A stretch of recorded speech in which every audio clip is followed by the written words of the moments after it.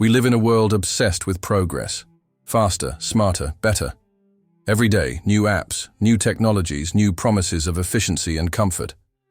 We are told that we are advancing, that we are evolving, that the future will be brighter than the past. But what if that's just an illusion? What if, despite all our technological marvels, we are still haunted by the same fears, the same instincts, the same emptiness that has followed humanity for centuries? Philosopher Friedrich Nietzsche once said, "He who has a why to live can bear almost any how." But today, in our modern age of convenience and speed, have we lost our why? Let's pause and reflect. When we think of progress, we often think in terms of numbers: GDP growth, technological innovation, social reforms, digital connectivity. But what if we're moving forward in one direction while regressing in another?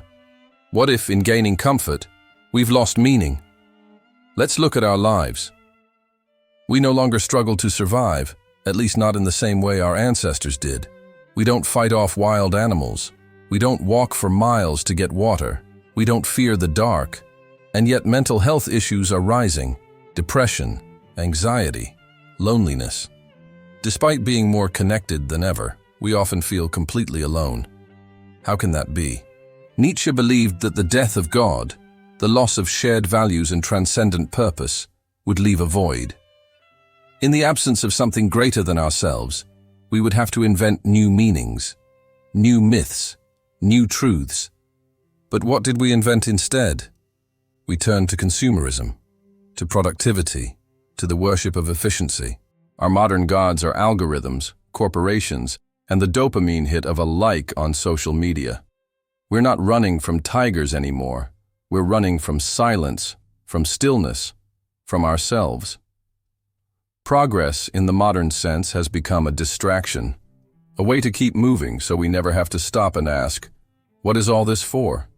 Now, this isn't a call to reject technology or to romanticize the past.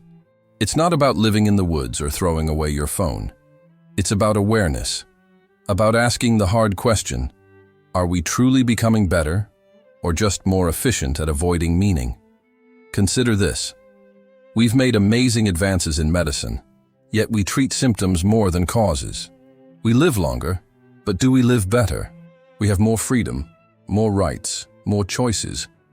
But with that comes confusion, overload, existential doubt. Nietzsche spoke of the last man, a being so comfortable, so content, that he avoids all risk, all greatness, all real struggle. The last man doesn't aspire to be more.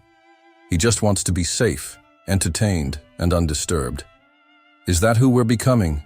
There's a subtle danger in progress. The more we automate our lives, the less we participate in them. The more we rely on systems, the less we rely on ourselves. And the more we're told what to think, what to buy, what to want, the less we ask ourselves what really matters. In ancient times, people asked, what is virtue? What is the good life? How do I live in harmony with the universe? Today we ask, what's trending?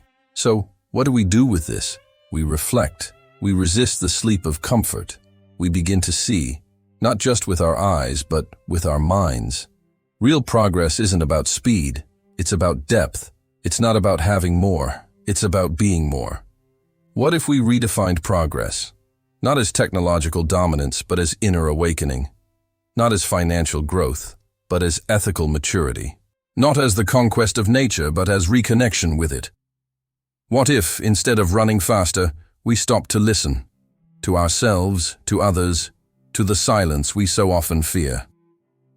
The philosopher Søren Kierkegaard said, "Life can only be understood backwards, but it must be lived forwards."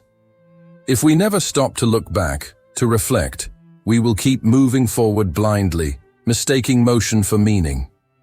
So yes, we have advanced in many ways, but true progress is not linear. It's not guaranteed. It requires effort, consciousness, courage. We must dare to ask the uncomfortable questions. Are we truly happier? Are we more compassionate? Are we more human, or just more efficient? This is the burden of freedom in the modern world. We are no longer bound by tradition or gods or kings. We are responsible for our own values, our own meaning, our own souls. That is terrifying, but also liberating, because it means we have a choice.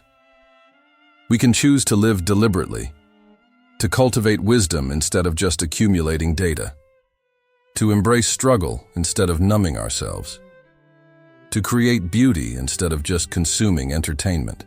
Nietzsche called for the Übermensch, the overman, not as a superior race, but as a higher individual, someone who creates his own values, who says yes to life, even in its suffering, who does not run from truth, but walks into it with open eyes.